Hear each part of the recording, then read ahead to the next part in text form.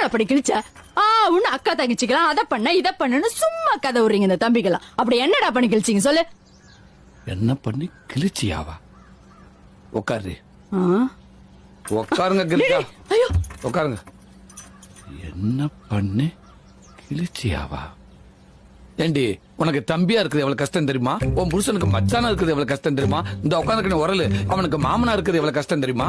உன் மாமியா இருக்காலே மாடர்ன் மனோரமா, அக்கா இருக்க ஒத்தாசா இருக்கலாமே 2 மணி வேலை இழுத்து பிடிச்ச செய்ய வந்தா சம்பளத்துக்கு ஆள் வச்ச மாதிரி ஆளுக்கு வேலை வாங்குறாங்க.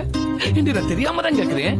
எங்க ஆத்தாகரி அவனுக்கு ஒன்ன கட்டி கொடுத்துருக்காளா இல்ல என்ன சேர்த்து கட்டி கொடுத்துருக்காளா? அந்த கூழ்பான இன்னைக்கு இல்ல, அவனை எல்கேஜி சேர்த்து விட்டதுல இருந்து 7:30 மணி பள்ளிக்கூடத்துக்கு 5:30 மணிக்கு எழுப்பி விட்டு பல்ல விளக்கி விட்டு ஆய் கழுவி விட்டு குளிப்பாட்டி விட்டு துவட்டி தலை சீவி பவுடர் அடிச்சு யூனிஃபார்ம் பேர்ல சட்டை டவுசர் ஷூ சாக்ஸ் பெல்ட் டைல ஒரு பேச்சு லொட்டு லொசுக்குன்னு எல்லாத்தையும் மாட்டி விட்டு குதின்னு குதிக்கிறவனுக்கு குஞ்சு மணியை மாட்டிடாம ஜிப்பையும் போட்டு விட்டு அவனை பள்ளிக்கூடத்துக்கு ஏற்பாடு பண்றதுக்குள்ள என் பாடு பெரும்பாடு ஆயிருந்தே. இதெல்லாம் வருது.